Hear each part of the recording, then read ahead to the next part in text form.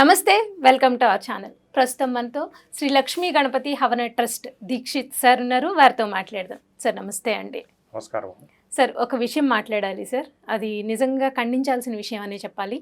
ఏంటి అంటే చిలుకూరి బాలాజీ దేవస్థానంలో ప్రధాన అర్చకుల మీద రంగరాజన్ గారి మీద నిజంగా దాడి జరిగింది సార్. అది చూడంగానే చాలా బాధగా అనిపించింది. అంటే ఎలా అంటే రామరాజ్యం అనే సంస్థ నుండి ఒక 20 మంది వ్యక్తులు వచ్చి ఆయన మీద దాడి చేయడం, అలాగే ఆలయ బాధ్యతలు వాళ్ళకు అప్పగించాలి అని వాళ్ళు డిమాండ్ చేయడం. సో ఈయన్ని వాళ్ళ రామరాజ్యం అనే ట్రస్ట్లోకి మారిపోమని వాళ్ళు డిమాండ్ చేయడం జరిగింది సార్. వ్యక్తుల భావాలు లేకపోతే వ్యక్తుల ఆలోచనలు డిఫరెంట్గా ఉండొచ్చు, అది తప్పులేదు. కూర్చుని మాట్లాడడం వరకు ఓకే, కానీ అంటే దాడి చేయడం అనేది అది ఖండించాల్సిన విషయం అని నాకు అనిపించింది. ఇంకొకటి ఏంటి అంటే ఆయన ఎప్పటి నుంచో తెలుసు రంగరాజన్ గారు గొప్పతనం ఏంటి, అసలు ఆయన ఏంటి, ఆయన ఎలా చిలుకూరు బాలాజీ టెంపుల్ని ఎంత డెవలప్ చేశారు అనేది అందరికీ తెలిసిందే. సో అడ్డొచ్చిన వాళ్ళ అబ్బాయి మీద కూడా దాడి చేశారు. సో దీన్ని మీరు ఏ విధంగా ఖండిస్తారు సార్? ఓం శ్రీ మహాగణాధిపతయ నమః, శ్రీ సరస్వత్యై నమః, ఓం నమః శివాయ, ఓం నమో నారాయణాయ. మీరు చెప్పినటువంటి ఇన్సిడెంట్ చూశానండి నేను కూడా. నిన్న నైట్ నుంచే టీవీ మీడియాలో వస్తుంది. అవును సార్, నిన్న నైట్ నుంచి నేను కూడా చూశాను. చాలా బాధాకరమైన విషయం అండి. ఖచ్చితంగా సార్. ఎందుకంటే అక్కడ జరిగినది ఆయన రంగరాజన్ గారు మనందరికీ తెలిసిన వ్యక్తి. అందులో మనం చిలుకూరు వెళ్ళినప్పుడు ఆయన గోవిందనామాలు చెప్తూ ఉంటారు, మనందరితో అనిస్తూ ఉంటారు. సో చాలా మంచి వ్యక్తి అని మనకు తెలుసు.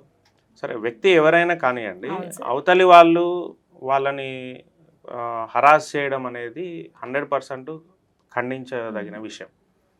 సో ఇప్పుడు ఇంకొకటి, మీరు రామరాజ్యం వాళ్ళెవరు అది అని చెప్పారు. అసలు రాముడు అనేటువంటి ఆయన ఒక గొప్ప క్షత్రియ ధర్మాన్ని పాటించినటువంటి మహానుభావుడు. మనమందరం ఇప్పుడు దేవుడు అని పూజిస్తున్నాం. సాక్షాత్తు విష్ణు స్వరూపుడు ఆయన. సో క్షత్రియుడు అంటే అసలు అర్థం ఏంటి అంటే అండి, ఎవరైతే బలహీనులు ఉన్నారో వాళ్ళకి ఏదైనా ఆపద వచ్చినప్పుడు ఈయన పోరాటం చేస్తారు. అంటే పోరాటము, యుద్ధం చేసినటువంటి గొప్ప మనది సంస్కృతి, క్షత్రియ సంస్కృతి. అంటే యుద్ధం చేస్తున్నారు అంటే ఏంటండి, ఒక బలహీనుడిని కాపాడడం కోసం యుద్ధం చేస్తున్నారు అంటే యుద్ధంలో ఏమైనా జరగచ్చు, స్వయంగా వీళ్ళ ప్రాణాలు కూడా పోవచ్చు. అంత గొప్పదనం ఉన్నటువంటి క్షత్రియులు వాళ్ళు. సో అలాంటి రామరాజ్యము సాక్షాత్తు శ్రీరాముడి పేరు చెప్పుకొని ఒక సామాన్యమైన వ్యక్తి, ఆయన పూజారి కావచ్చండి, ఎవరైనా కావచ్చు, ఆయన ఇంకా స్పెషల్ క్వాలిటీస్ మనకున్నాయి, అవన్నీ పక్కన పెడితే ఒక నార్మల్ వ్యక్తిని హింసించడం అనేది ఏ రకంగా అయినా, మాటలతో అయినా హింసించడము, లేదు ఇంకో రకంగా ఆయన హింసించడం అనేది, ఇంకోటి వాళ్ళ అబ్బాయి ఎవరో వాళ్ళ అబ్బాయిని కూడా దాడి అనేది మనం చూస్తున్నాం. అది మనం ప్రత్యక్షంగా చూడలేదు, న్యూస్ డిఫరెంట్గా వస్తున్నాయి. గవర్నమెంట్ పోలీస్ డిపార్ట్మెంట్ కూడా దాని మీద యాక్షన్ తీసుకున్నట్టు కూడా న్యూస్ వచ్చిందండి. కాబట్టి ఎవరైనా సరే వాళ్ళ వ్యూస్ మనం తీసుకెళ్ళాలి సమాజంలో కన్నప్పుడు డిఫరెంట్ ఉన్నాయి. ఇలా మీ మీడియా ఉంది, మీ దగ్గరికి వచ్చి ఇంటర్వ్యూ ఇవ్వచ్చు, లేదు వాళ్ళే న్యూస్ ఒక యూట్యూబ్ ఛానల్లో చెప్పచ్చు, మీటింగ్లు కండక్ట్ చేయొచ్చు. వాళ్ళ వ్యూ ఏంటి, ఇప్పుడు రామరాజ్యం అన్నప్పుడు రాముడి క్వాలిటీస్తో నువ్వేం చేస్తావో చెప్పాలి, కానీ రాముడికి అగెనెస్ట్ ఉన్న క్వాలిటీస్ తోటి ఒక అంటే ఒక బలహీనమైన వ్యక్తిని, అంటే బలహీనం ఇన్ ద సెన్స్ ఎందుకంటే 20 మంది వీళ్ళు వచ్చారు, ఆయన ఒక్కడే ఉన్నారు కదా, వెళ్ళి భయపెట్టడం కూడా రాంగే. మీరు 20 మంది వెళ్ళి కూర్చొని మేము ఇలా చేద్దాం అనుకుంటున్నాం, మీరు మాతో వస్తారని అడగడం వేరు, భయపెట్టడం అనేది కరెక్ట్ కాదండి. ఇది తప్పకుండా అందరూ ఖండించాలి. కాబట్టి మనకంటూ మన దేశంలో ఒక ధర్మం ఉంది, పర్టికులర్ లాస్ ఉన్నాయి, వాటిని ఎవరు డివియేట్ చేయకూడదు. ఎవరు డివియేట్ చేసినా దాని తగ్గ ఫలితం అనేది ఉంటుంది. కాబట్టి ఇది మనందరం కూడా మూకుమ్మడిగా ఖండించాలి. ఆల్రెడీ ఖండిస్తున్నారు, ఇప్పుడు రంగరాజన్ గారికి సపోర్ట్గా చాలా మంది వస్తున్నారు. కాబట్టి ఇది తప్పకుండా ఖండించాల్సిన విషయం అండి. మీ ఛానల్ ద్వారా కూడా మీరు చక్కగా ఖండిస్తున్నారు. ఎస్, నార్మల్ పీపుల్ ప్రతి ఒక్కరు చిలుకూరు టెంపుల్తో అనుబంధం వాళ్ళందరూ కూడా దీన్ని ముక్తఖండంతో ఖండిస్తున్నారు. ఇది రాంగ్ అండి. అందులో రాముడి పేరు పెట్టుకొని రాముడి ఆదర్శాలకు ఎగనెస్ట్గా వెళ్ళకూడదు. రాముడు ఎవరి మీద యుద్ధం చేశాడండి, అధర్మంగా ఎవరైతే ఉన్నారో వాళ్ళ మీద యుద్ధం చేశారు. అది కూడా డైరెక్ట్ యుద్ధానికి వెళ్ళాడు ఆయన. ఇప్పుడు రావణుడు చేసిన అధర్మం మామూలు కాదు.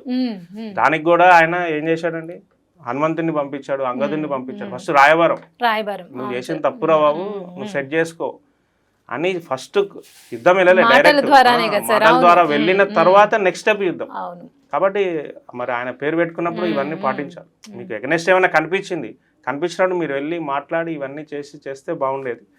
ఏదైనా అందరం కూడా చిలుకూరు బాలాజీ స్వామితో అనుబంధం ఉన్న ప్రతి ఒక్కళ్ళం దీన్ని 100% ఖండించాల్సిందే.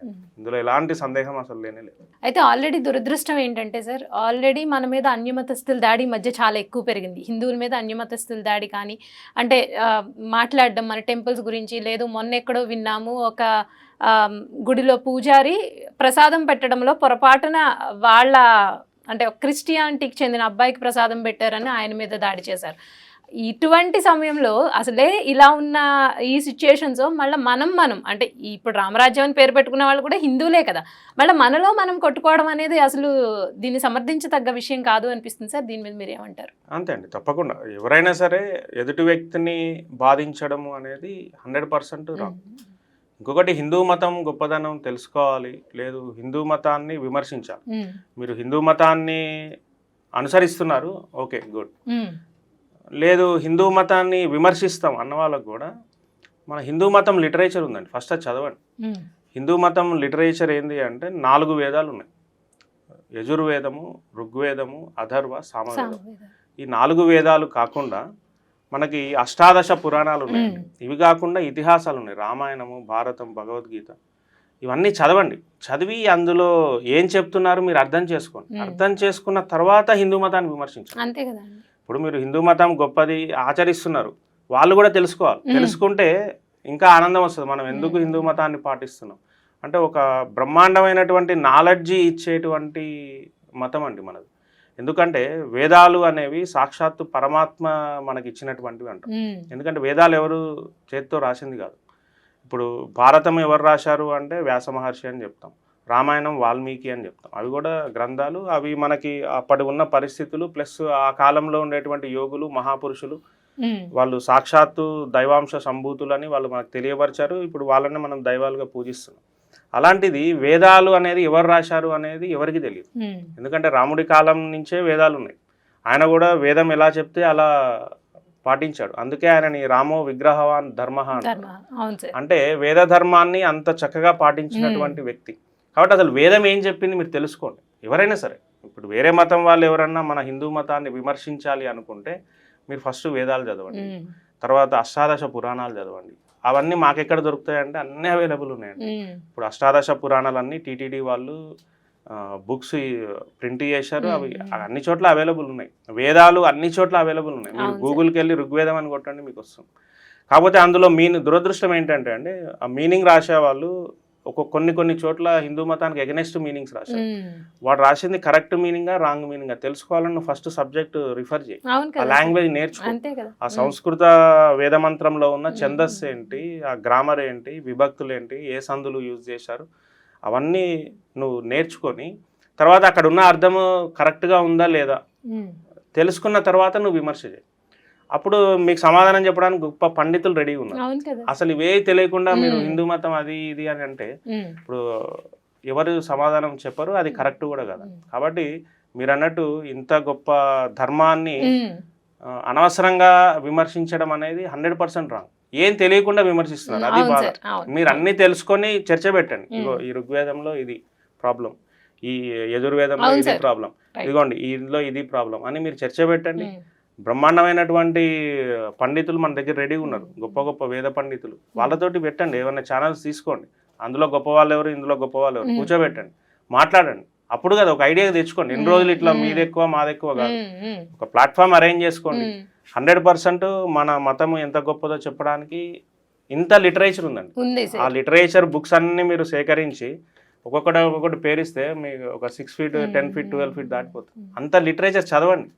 చదివి అర్థం చేసుకున్న తర్వాత మీరు మాట్లాడండి. అది చదివి అర్థం చేసుకున్న తర్వాత ఇంకా మాట్లాడడానికి ఏముండదండి హిందూ మతం ఎగనిస్ట్. ఎందుకంటే అందులో కొద్దో గొప్ప నేను చదివి ఫీల్ అయ్యాను కాబట్టి నేను చెప్తున్నాను.